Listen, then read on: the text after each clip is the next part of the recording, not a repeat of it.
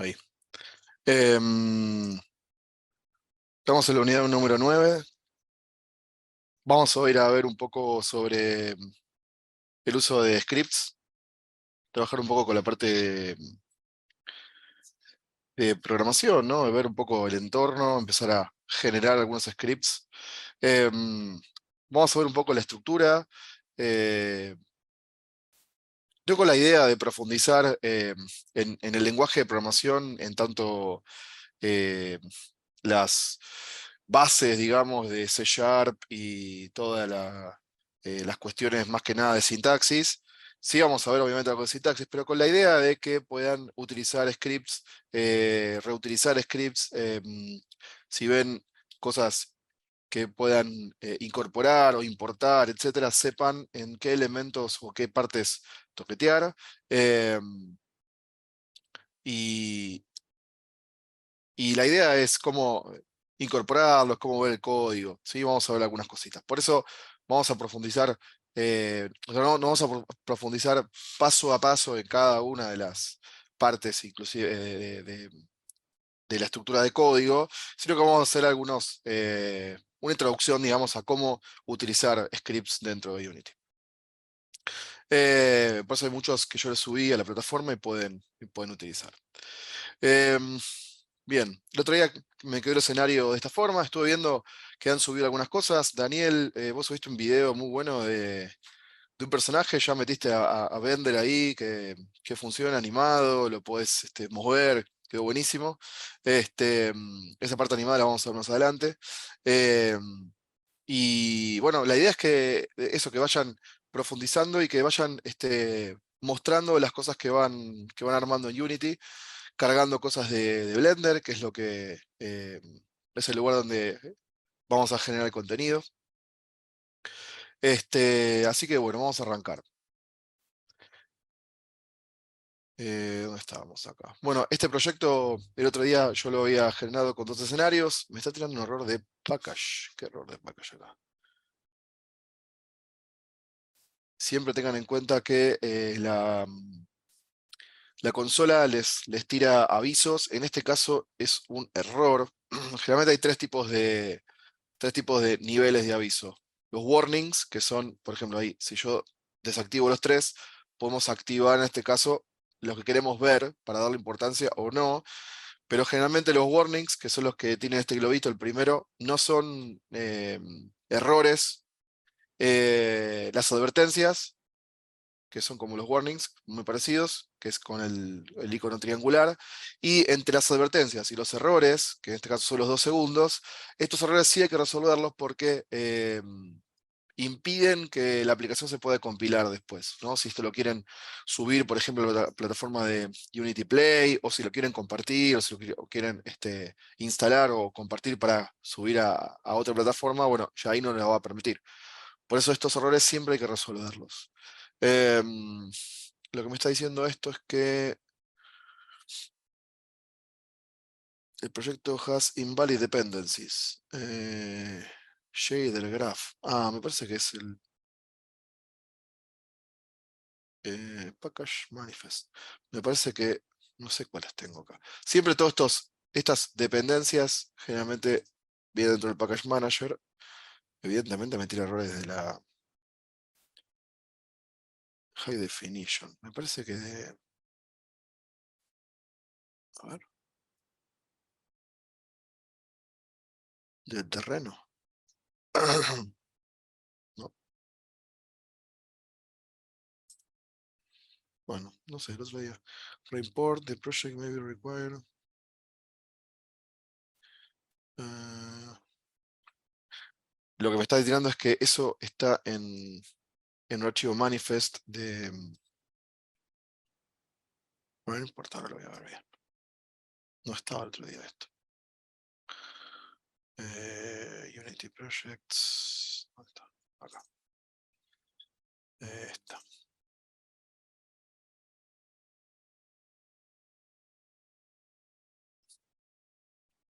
Assets. Packages. Me tiró el error en. Directamente disuelto en packages. Claro, no es ningún paquete en general, sino que es el manifest específico de packages. Acá. Bueno. Bueno, no sé, vamos a arrancar. Tema importante para trabajar con la parte de scripts. Los scripts los vamos a manejar dentro de una carpeta específica. Tenemos la parte de paquetes, no la voy a usar todavía. Tenemos acá algunos elementos que agrega. Estos son del terreno. Mapas de calor. Va guardando, por ejemplo, esta es la zona de el área que yo fui pintando para generar el terreno elegido. Este se llama New Terrain. Y esto lo guarda automáticamente. ¿Sí? Esto lo van a tener cuando cargan ese plugin. Hola Agustina, ¿cómo va? Vamos a agregar acá una carpeta que se va a llamar scripts, porque es bueno que los elementos estén separados, ¿sí? Un script. Los scripts permiten, por ejemplo, que trabajemos con archivos de formato C# y esos archivos van a estar linkeados, van a estar agregados como componentes a los elementos que utilicemos. No todos los elementos llevan script y podemos trabajar con archivos separados o un archivo que nuclee muchas funcionalidades. Eso son formas distintas de trabajar. Cuestión es que en esta carpeta vamos a ingresar y vamos a generar un primer archivo. Antes de armar el archivo, bueno, lo puedo generar ahora, vamos a armar create C# script, ahí vamos a ponerle pruebas. Y importantísimo, los archivos tienen que arrancar, reload, bueno, tienen que arrancar con una letra, con su letra inicial mayúscula. ¿Sí? Ahora les digo por qué. Yo no lo hice recién. Pruebas.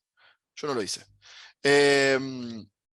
Y eso me va a dar un error, ahora lo voy a verificar, porque los elementos en Unity, para trabajar con archivos de scripts que están separados en un formato CS, C#, se van a compilar todos en un solo documento, después al momento de compilar el juego. Y esos archivos van a conformar clases. En programación, orientada a objetos, como es C#, todas las clases, por un tema, digamos, operativo, deben iniciarse con mayúsculas. Entonces, estos errores que pueden aparecer de archivos en minúsculas y clases con mayúsculas van a imposibilitar que el archivo funcione. Pero Unity, por ejemplo, cuando cargas un documento nuevo, te carga una estructura básica de elementos. ¿Podemos trabajar con qué editores? Bueno, podemos trabajar con, o esos archivos que podemos abrir, los podemos utilizar con lo que se llaman editores de Visual Studio. En la página de Microsoft van a encontrar el Visual Studio, que tiene dos versiones. El Visual Studio Community y el Visual Studio Code. Uno lo van a encontrar con un icono violeta y otro lo van a encontrar con un icono azul. Visual Studio ya agrega el GitHub Copilot, que es como la plataforma de IA, de inteligencia artificial de GitHub, que para esto creo que hay que ya tener una cuenta paga, si no me equivoco, pero lo pueden descargar. Está la versión 2022, ¿sí? Y si van a la parte acá de descargas, gratuito, van a encontrar tres versiones. En realidad son dos. Una para Windows, Visual Studio Community, y otra para Mac, Visual Studio para Mac. Este iconito violeta es el que vamos a utilizar. Que no hace falta que lo instalemos porque, si recuerdan, en la instalación de los paquetes, si vamos acá a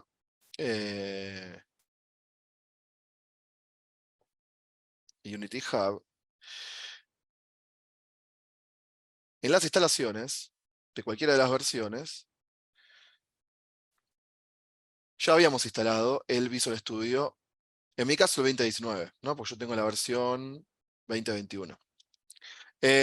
Si tiene la versión nueva, es posible que se haya agregado la última versión, ¿sí? Pero en caso de que quieran actualizarlo directamente, pueden ir hasta la web de Visual Studio y descargarlo. Les comparto acá. Visual Studio. ¿Sí? Les paso ahí el enlace para que lo vean. Si alguna vez hicieron algo de desarrollo, por ejemplo, sobre todo para frontend o para backend en lenguajes web como JavaScript, pueden también haber descargado o conocer el Visual Studio Code, que es el iconito celeste. Que acá lo que te dice es que esto es un editor de código que se ejecuta en todas las plataformas y que está pensado más que nada para desarrolladores web y JavaScript. Si tenés conocimientos con este, podés usar este. El Visual Studio Community es un IDE, es un entorno de desarrollo que se utiliza más que nada para C, para .NET, y que se utiliza para lenguajes compilados, que tienen otro tipo de funcionalidades, eh, pero que básicamente nos sirve para lo que vamos a utilizar, que es escribir código, va perfecto. Si tenés conocimientos en uno y se querés indagar en el otro, podés instalar los dos y alternar, como quieran. Si querés trabajar con el Visual Studio Code, también se puede utilizar. El tema es que en Unity está definido por default usar el Community. O sea, si vos vas a esta parte, uno de los módulos que se instalaron es el Visual Studio Community. Por eso, cuando vayamos a si van a la configuración del proyecto, si van acá a Edit y Project Settings, van a encontrarse con un ítem que se llama Editor. No, ¿dónde está?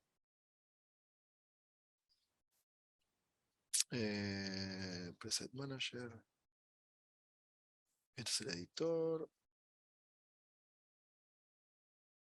No. Input Manager. Graphics. ¿Dónde está? Physics no. Preset Manager tampoco.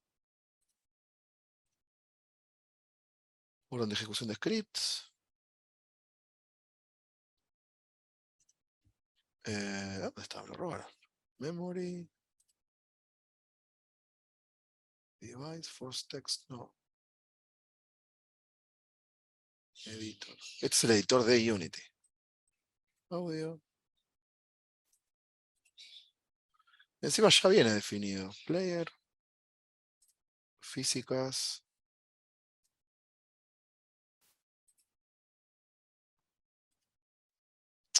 Al Project Set. final del editor decía algo de C Sharp, no sé cuánto. ¿No será esa parte? Abajo. Sí, abajo lo leí recién. No, C Sharp pero. Project Generation. Graphics. No, pero aparte dice entorno de edición, algo así.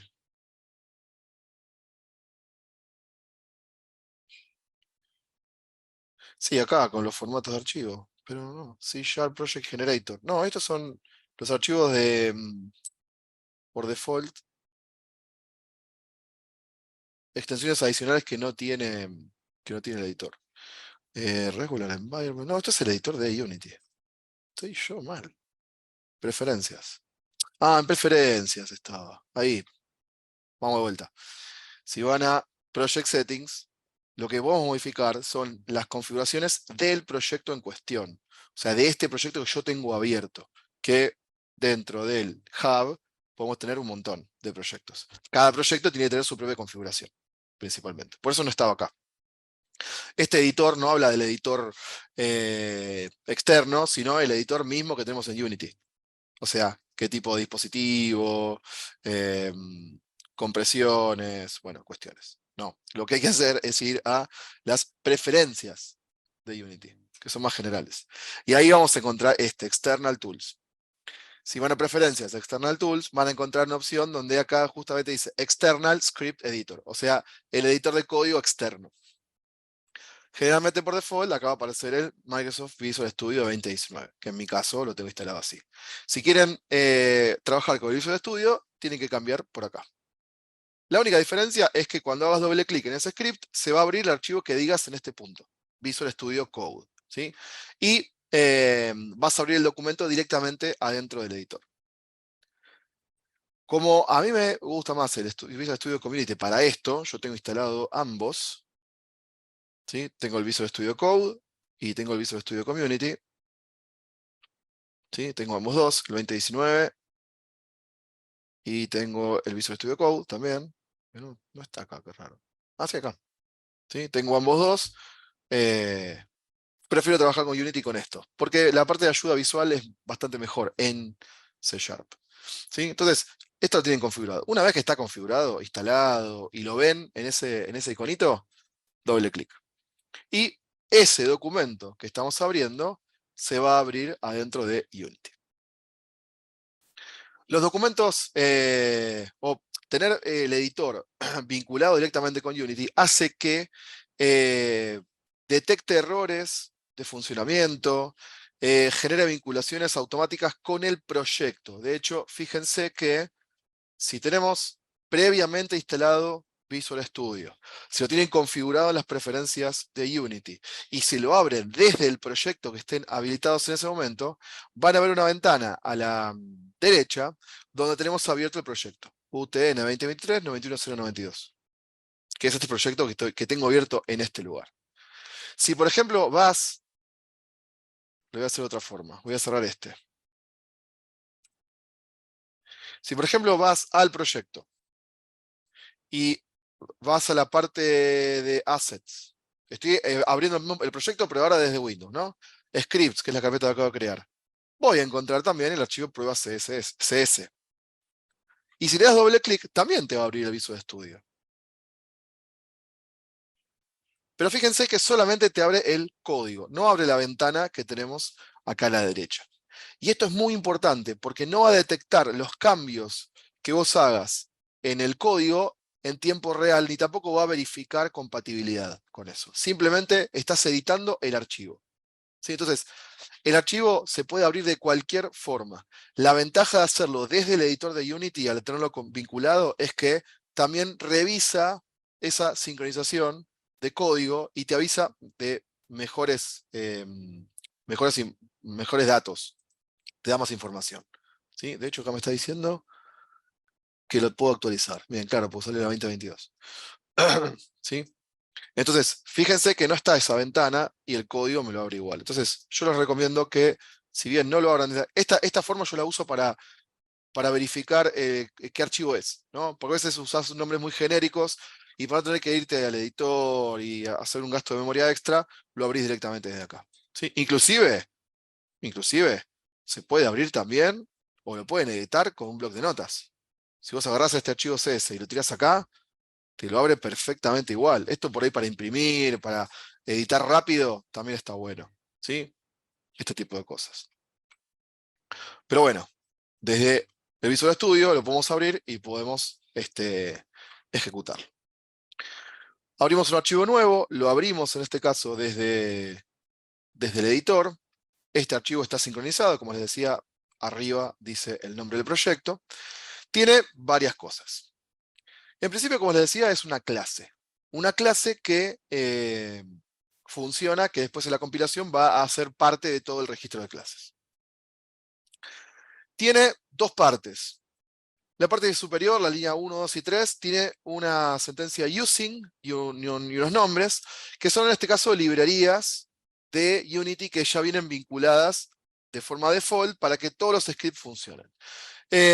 ¿Por qué están vinculadas estas librerías? Porque los códigos que vamos a escribir más abajo dependen de las librerías que tengamos arriba. En este caso, para trabajar con para que el script de Unity funcione, depende de la instalación de la librería Unity Engine. Si vos, por ejemplo, esto no lo tenés, por ejemplo, lo borrás, el código que hay más abajo no funciona. De hecho, acá me está diciendo que hay un error de monobehavior. No sabe qué es este monobehavior. Ese subrayado rojo indica errores de código. De hecho, acá, si vas con el mouse, te dice, hey, hay algo que pasa. Posibles correcciones. Y cliqueas y te dice que falta algo. ¿Ven? UnityEngine.monoBehavior. Falta agregar este elemento. Por ejemplo, una lógica para no tener que instalar siempre todas las librerías es extraer ese método a partir de la librería. UnityEngine.monoBehavior. Y ahí fíjense que el error se fue. Esto es una forma también. ¿Sí? La otra es, como sabemos que sacan de ahí, y muchas en general salen todas de acá, usamos el editor de Unity Engine. Cada línea del código script, de los scripts, terminan con punto y coma. ¿Sí? Y lo bueno que tiene este editor es que te avisa absolutamente todos los errores de sintaxis con ese subrayado. Y si pasas el mouse, te avisa, digamos, que falta. ¿Ven? Se esperaba un punto y coma. Buenísimo. Gracias, editor. ¿Sí? Y ahí borrás. Entonces, esta primera parte son lo que serían las librerías de importación. Podemos escribir reseñas, mensajes, comentarios a partir de los comentarios de JavaScript, por ejemplo, // comentario, línea simple. Estos comentarios no hace falta que terminen en punto y coma porque son justamente reseñas de texto, avisos, ¿sí? Por ejemplo, yo esto lo puedo poner arriba y le puedo poner que esto es un librerías importadas, ¿sí? Las tres. Van a ver una que está más presente, más oscura, van a ver otra más grisada, y esto indica que las que están grisadas todavía no están en uso. En cambio, la otra, sí. Unity Engine está en uso porque el método MonoBehavior depende de ello, ¿sí? Más abajo vamos a encontrar esta clase pública, que es todo este texto. Inclusive esto se puede también comprimir. Esta clase pública es justamente el código que lleva este archivo.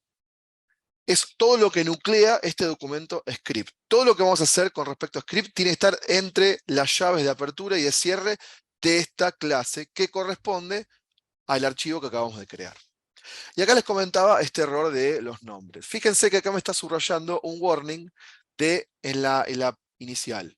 Y me está diciendo, infracción de la regla de nomenclatura, o sea, la regla o la denominación para generar nombres de archivos. Estas palabras deben comenzar con caracteres en mayúscula. Y acá viene esta lógica. Si yo, fíjense acá el archivo, si agregaste un archivo en mayúsculas, la clase interna tiene que estar también en mayúsculas. Estos errores funcionan generalmente cuando cargas un documento en minúsculas, porque le va a dar ese mismo nombre al código. Unity se encarga de generar el documento y de cargar todo este texto a nivel template. Entonces, si vos lo creaste en minúscula, vas a generar también la clase en minúscula, y eso no te lo va a dejar. Esto no es tanto un error de sintaxis con respecto a lo que te puede mostrar Unity. Si detecta un error entre la clase que está escrita acá y el archivo que está escrito, digamos, el nombre de la clase no es el mismo que el nombre del archivo, este archivo no funciona o dejó de funcionar. ¿Sí? Que lo ponga en este recuadro de líneas punteadas no es un error. Simplemente detecta la clase principal.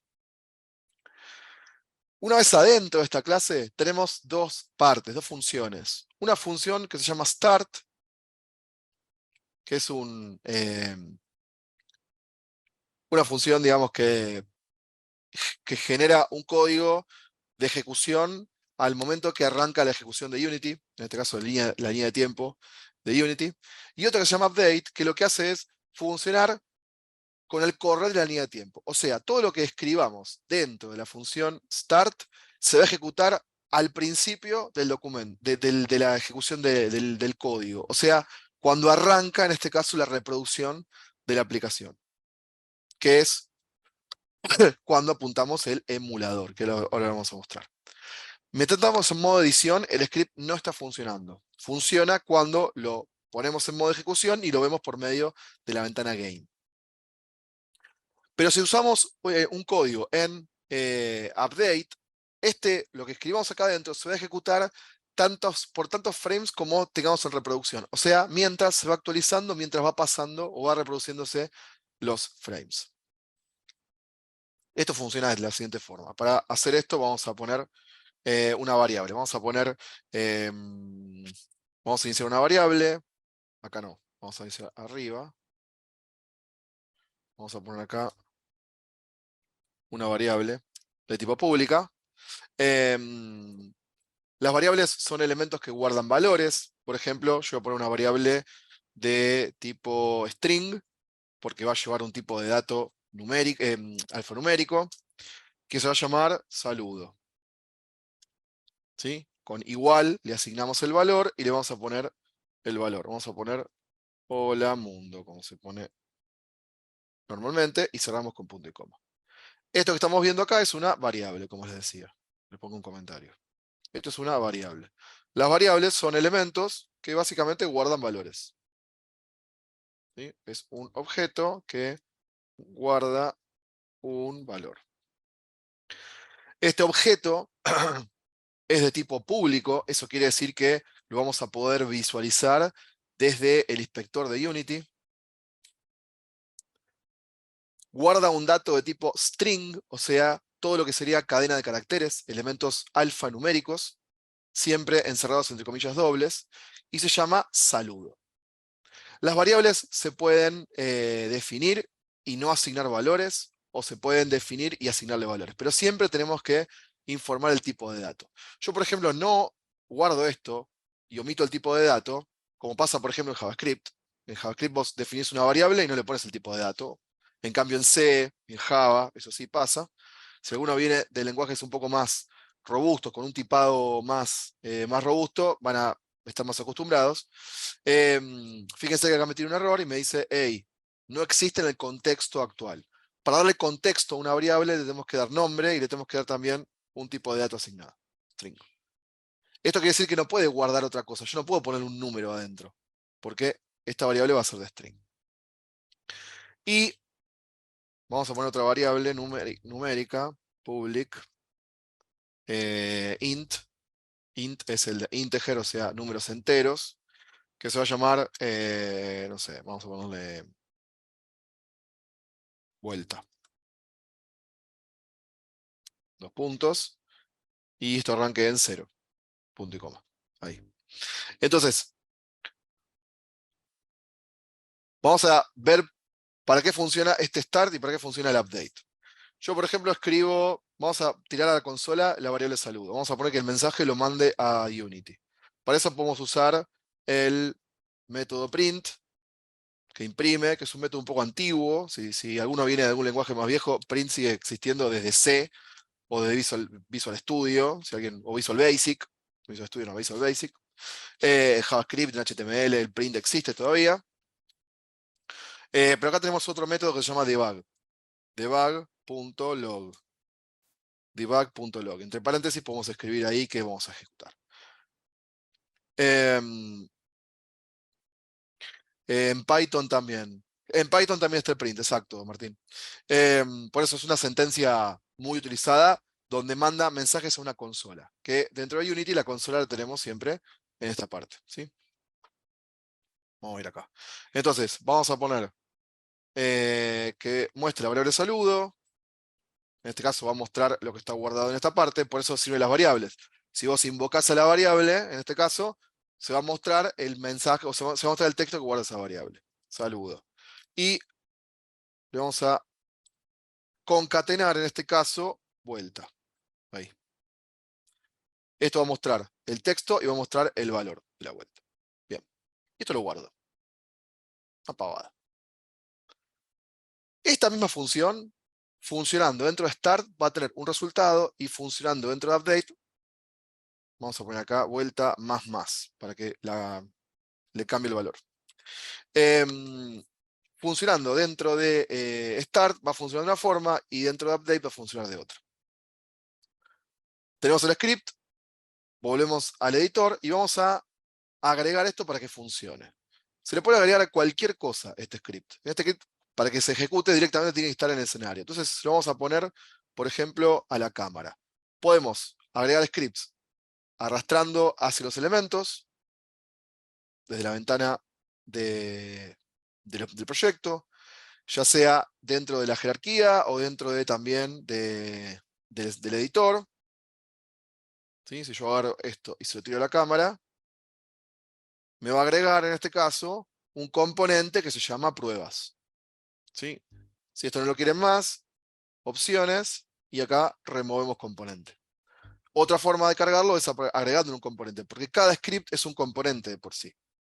Vamos acá y podemos buscar acá pruebas. Pruebas. Bien. Como les decía, esas dos variables que yo tenía definidas acá, saludo y vuelta, son públicas. Entonces, fíjense que aparecen acá. Saludo y vuelta. Pública significa que se van a ver en el editor, ¿sí? En el inspector, perdón. ¿Sí? Básicamente es eso. Entonces yo le puse esta cámara y está en Start, tenemos que darle play a eso. Arriba de todo van a encontrar un play. Ese play sirve para ejecutar, en este caso, el juego. ¿sí? Si yo pongo la cámara, lo que hagamos en este lugar va a funcionar en la parte de game. Si vamos a la parte de consola,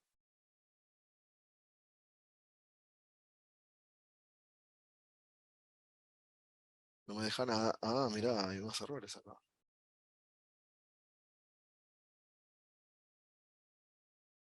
Chan.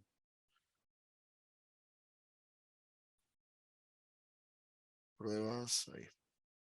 Remove component.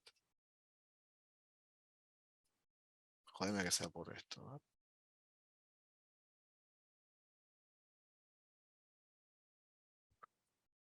Bueno, ahí está, ¿ven? A la cámara no me lo tomó. ¿Sí? Hola mundo, 0. Funciona. Fíjense que el más hizo que el 0 valga 1. La variable más es una variable incrementada. Entonces ahora cambió el valor. Pero mostró la variable cuando valía en la carga. Después la incrementó. ¿Sí? La modificó acá. Que este elemento funcione en start quiere decir que se ejecuta una vez. Así nomás. Me tiró un aviso de consola. ¿Sí? Estos son como avisos. Este error, ahora veo qué pasa. ¿Sí? Ahora tenemos este elemento de debug. Le manda acá. Ahora, voy a hacer lo mismo, pero lo voy a mover en este caso update. En vez de hacerlo dentro de start, lo hago dentro de update. Guardo y vuelvo de vuelta al script. Ahí. Borro la consola y vuelvo a ejecutar. Hace una compilación y fíjense lo que pasa con el documento. Me va mostrando tantos mensajes como pasos de frame tenemos. Unity trabaja con una velocidad de frames de 12 o depende, pero generalmente entre 12 y también se puede llevar a 24 frames. Quiere decir que en un segundo hace 24 acciones. Fíjense que el valor que estaba en 0 se está subiendo, se está incrementando. Y esto sucede básicamente porque estamos funcionando en update. Todo lo que hagamos en start va a ejecutarse en el primer frame de ejecución de la aplicación. En cambio, update se va a ejecutar conforme la aplicación avance. ¿Qué esto quiere decir? Mientras está funcionando, en este caso, la aplicación. Si yo corto esto, el script quedó y volvemos al valor original. ¿Sí? Después podemos borrar esta parte. Por eso muchas de las cosas es importante definirlas en un lugar o en otro, o a veces podemos definir afuera también. Si esto, por ejemplo, yo lo ejecuto afuera, ¿sí? Ahí, no me va a dejar hacerlo porque no tiene un contexto. Debe contener una clase, ¿no? Yo puedo ponerle, por ejemplo, una clase distinta. Vamos a poner un void saludo. Ahí. Saludo. Sin parámetros. Y le mando, bueno, tengo el idioma del teclado. ¿Qué pasó? Ahí. Ahí. ¿Sí? Llamo esto ahí. Más allá de que esté en start, más allá de que esté en update, tengo otra ejecución ahí. Y la guardo. Vuelvo al código. Este elemento tiene el script cargado y lo ejecuto.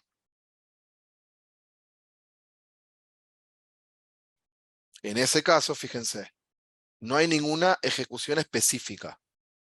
Por ende, si está en start, la función se ejecuta automáticamente en el script, en el primer frame de la aplicación.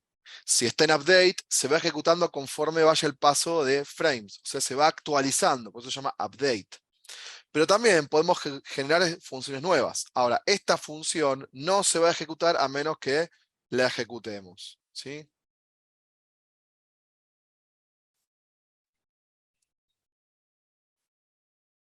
Ahí.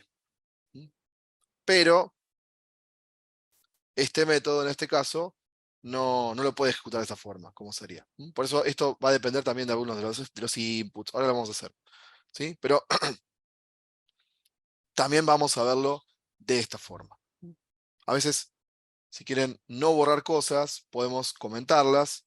El comentario puede ser con doble línea. También podemos acá en ver. Editar. Tenemos también algunas acciones automáticas como, ven, poner mayúsculas, subir línea, expandir, aplicar tabulaciones también, sangría, comentario de línea, comentario de bloque, ¿sí? Y ahí podemos convertirlo en comentario también, que es el mismo que usa JavaScript.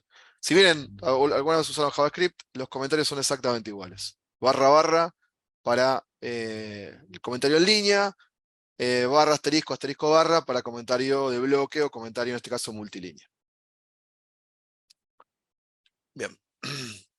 ¿Sí? Mientras el código esté ejecutándose, tengan en cuenta siempre de cortar esto porque consume un ancho de banda. Ven acá, the reference of the behavior is missing. No se puede encontrar el elemento, el comportamiento. De hecho, me lo está tirando acá como un warning.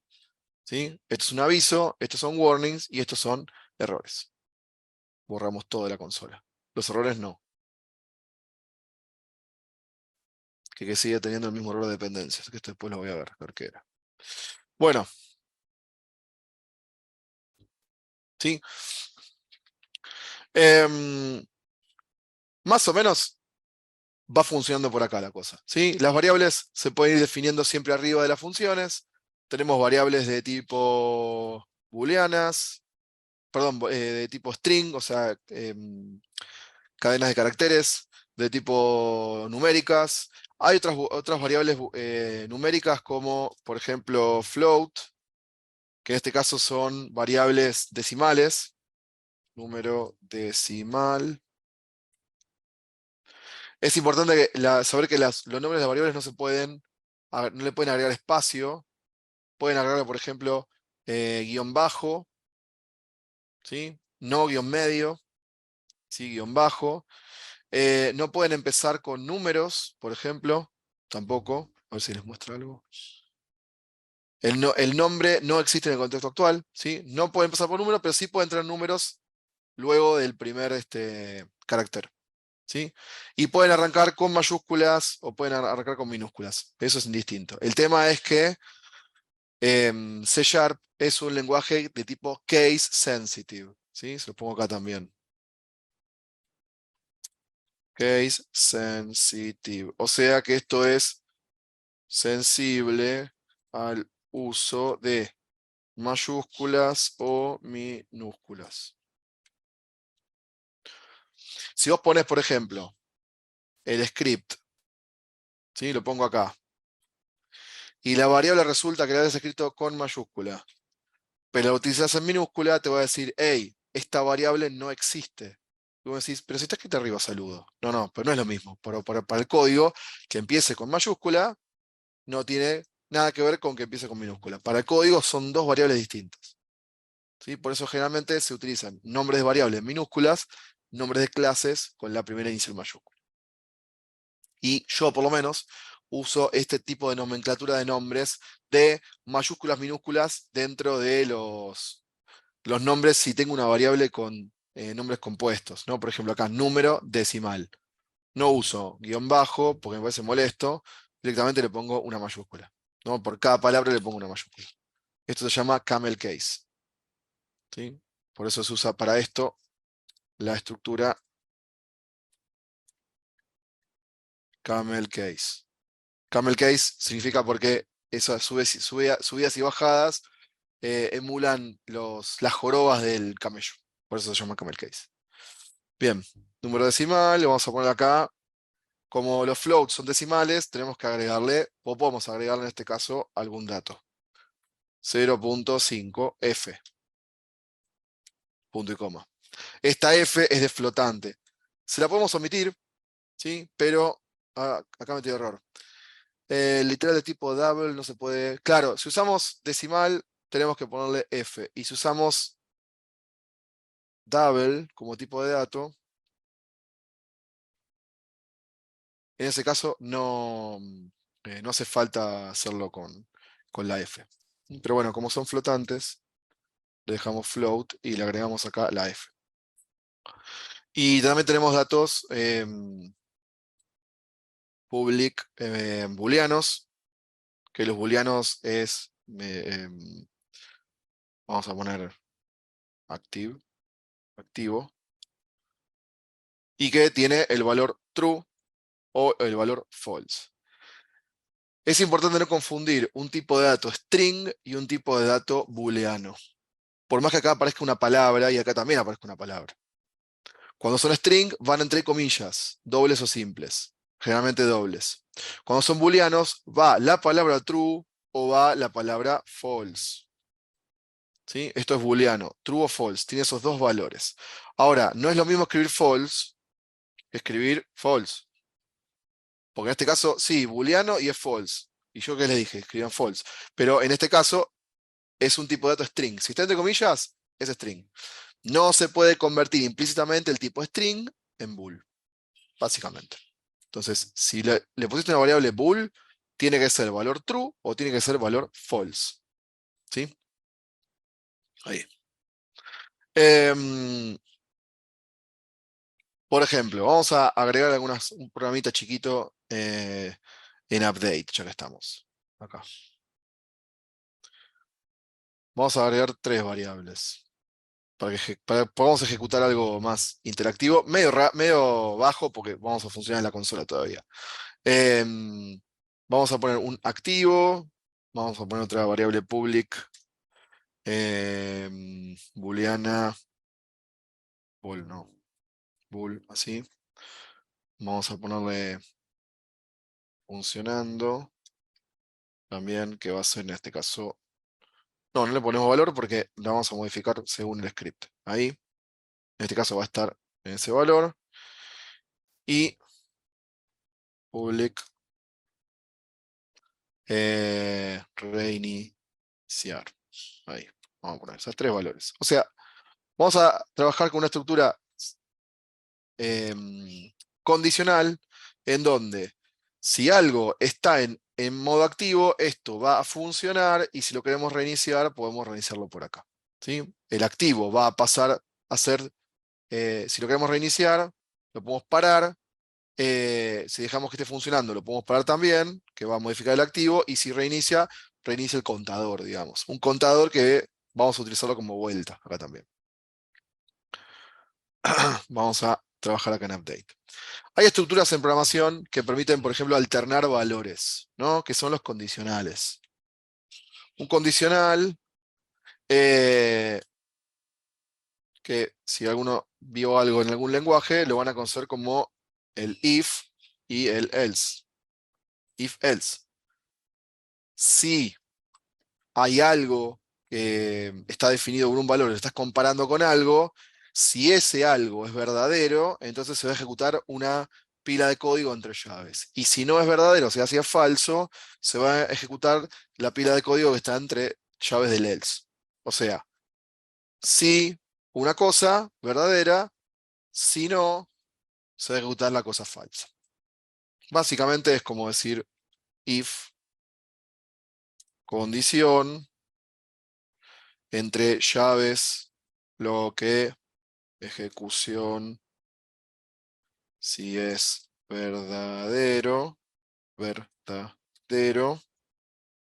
else, en ejecución, si es falso. Falso, en realidad, porque estamos hablando de la condición, ¿no? Esto vendría a ser como una estructura de lo que vamos a utilizar. Martín, puede ser que falta la I a reiniciar, ¿eso modificaría el funcionamiento del código o no pasa nada? Que le falta la I a reiniciar. Reiniciar. No, en realidad no pasa nada. Si yo lo escribo igual no pasa nada. Pero yo seguramente lo voy a escribir distinto y me va a tirar. Reiniciar. No, le puedo poner, por ejemplo, acá, Martín. Y es lo mismo. Mientras yo llame a la variable Martín, no pasa nada. Pero si siempre tengan en cuenta que si los nombres de las variables es recomendable que tengan alguna definición sobre lo que van a ejecutar. No les recomiendo que pongan acá, por ejemplo, no sé, var 1, var 2, var 3, porque después este tipo de nombres genéricos hacen que no sepamos bien de qué está utilizando cada cosa. Como una regla, digamos, de uso por convención, las variables deben llevar un nombre alusivo al dato que van a guardar. Pero sí, si yo no le ponía esta I o reiniciar, eh, mientras yo lo escribo igual, no pasa nada. Entonces, bueno, vamos a poner en práctica este if, este condicional, con estas tres variables de activo o no activo. Tomando en cuenta que tenemos un número, una vuelta acá funcionando, por ejemplo, una activación, ¿no? Vamos a verificar, vamos a hacer depender que todo esté activado en este caso. Si llaves, hacemos la pregunta o la condición, si activo es igual a true, o sea, si el valor de activo es igual a true, que en este caso usamos doble igual, ojo acá, y antes usé un solo igual. La diferencia acá es que un solo igual se utiliza para asignar valores y dos iguales se utilizan para comparar valores. Se los voy a poner acá para que lo sepan. Un igual es de asignación y el doble igual es de comparación. De hecho, vos no podés poner acá esto,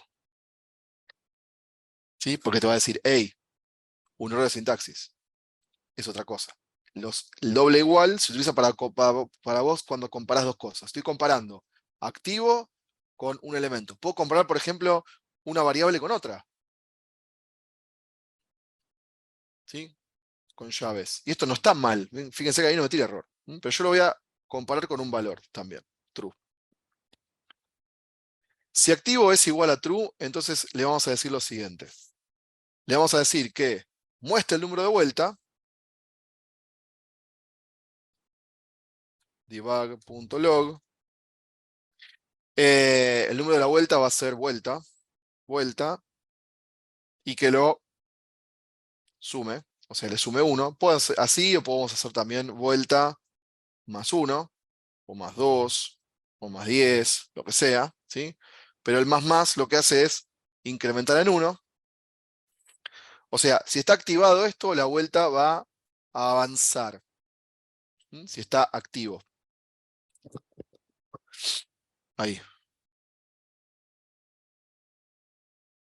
Y la variable funcionando la vamos a poner en valor true. Acá sí ponemos un solo igual, porque no tiene valor true. No tiene valor, perdón, funcionando. Entonces, mientras está funcionando, el objeto va a estar en true. La estructura del programa va a estar en true. Si no, ahí. Esto es lo que va a suceder cuando activo esté true. Si no, eh, vamos a pasar el funcionando a false directamente. ¿Sí? No tiene valor. Inclusive esto puede estar definido en false. Inclusive. False. Y lo que va a hacer esta estructura es que si vos pasás este elemento de false a true, se va a empezar a ejecutar la vuelta y se va a cambiar este valor. En cambio, si desactivás este elemento, va a pasar a false. ¿Sí? Esto para que funcione el programa. Y también podemos hacer un sistema del restart. Ese reinicio puede también tener otro if. O sea, hasta acá, bueno, lo voy a parar acá. Hasta acá funciona algo sencillo. ¿Sí? Con estos tres botoncitos. Estos tres botoncitos que los vamos a ver acá, en el editor, con script. ¿Sí? Voy acá, de vuelta, y acá tenemos los elementos. Activo, funcionando y reiniciar. Están los otros valores también. ¿Sí? Y el número también, de vuelta, que tenemos. Por ahora voy a poner el decimal, lo voy a comentar, porque no lo quiero. Sí, está bien. O voy a hacerlo otra cosa, lo voy a poner en private.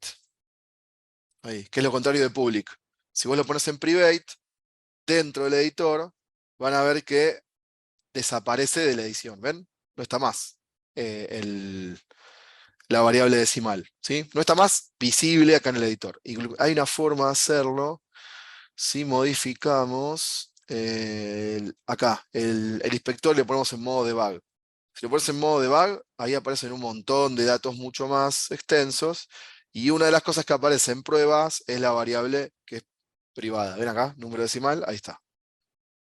Pero fíjense cómo se modifica el editor, ¿no? Vamos a volver a normal. Ahí. Cuestión es que tenemos acá este tipo de cosas. Y yo voy a probar ahora el programita. Bien, voy a la parte de consola, no tenemos mensajes.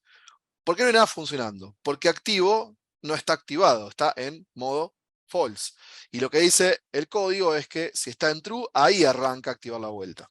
Entonces, si yo le pongo activo, fíjense que pasa funcionando, pasa a estar así y los números se van actualizando. De hecho, no me está mostrando acá acciones, simplemente está modificando la variable. Si yo saco activo, para esto. Tomo ese valor, es más, le puedo sacar esta parte y no me deja. ¿Por qué no me deja? Porque está funcionando por cada decisión de ese if, está funcionándolo. Si yo saco esto, activo, ya es, no es igual a true, sino que es igual a false, entonces en este caso pasa a generarse el else. Por eso deja de funcionar y también me saca la acción en el funcionando. Ahora, el reinicio, yo lo puedo también activar y hacer que vuelta valga 0 de vuelta para reiniciar esto, ¿no? Entonces me faltaría agregar esa estructura, que esto es independiente. Vamos a poner acá el reinicio. Ahí, reinicio. Es ahí, ya me está modificando. Si, por ejemplo, y acá tenemos una variable que también, el reinicio es un booleano, un botón. Si reiniciar es igual a true, entonces vamos a decirle que la variable vuelta, en este caso, vuelta,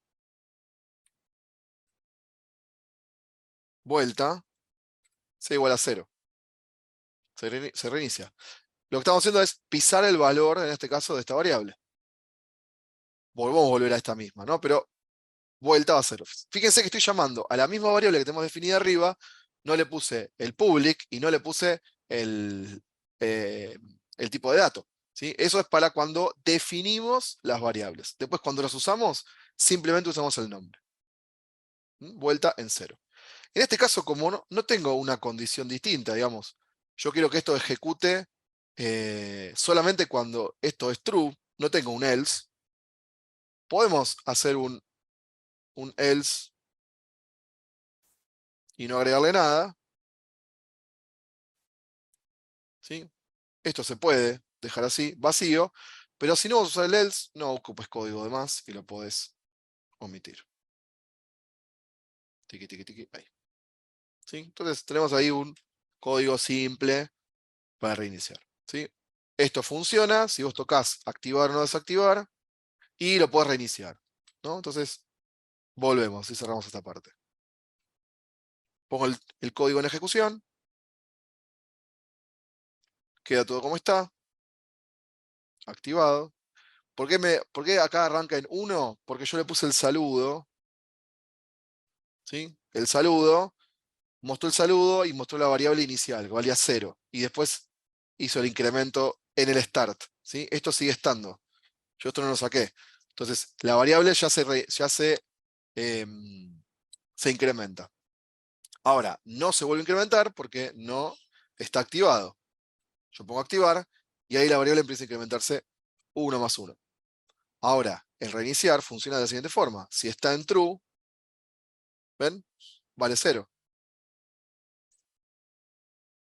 Y la variable siempre vale 0. No es un botón en realidad, no es una acción automática, sino que es habilitar 1 y deshabilitarlo. Entonces, cuando deshabilitas, vuelve a ser true. En este caso, si es false, podemos... Esto lo podemos anidar también. Esto se puede hacer de otra forma para que sea más óptimo. Vamos a poner acá el reinicio. Esto lo podemos hacer así, miren, también. Si reiniciar está en true, vale 0. Si no, ahí,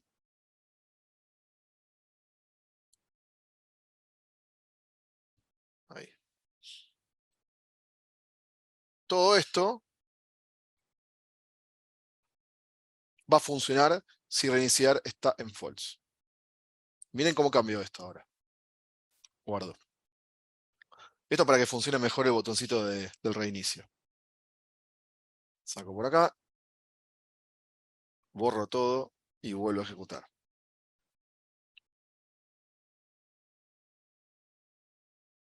Todavía vale 0, le ponemos activado. Ahí empieza a enumerar. Yo le pongo reinicio, vuelve a 0. Si le saco reinicio, que sigue estando en true, claro. Bueno, tiene que ver también con este botoncito. Ahí están, ¿ven? Encima mandan los mensajes a la consola directamente. ¿Sí? Corto ahí, reinicia. Y arranca de 0. Corto ahí, reinicia. Y arranca de 0. Y metimos todo en un solo programita también. ¿Sí? Algo bastante sencillo. ¿Hasta acá se entiende? ¿Alguna pregunta? De la estructura de código, de las cositas que fui armando. ¿Se entiende o chino básico? ¿Vamos bien? Quiero feedback, chiquis. Bien.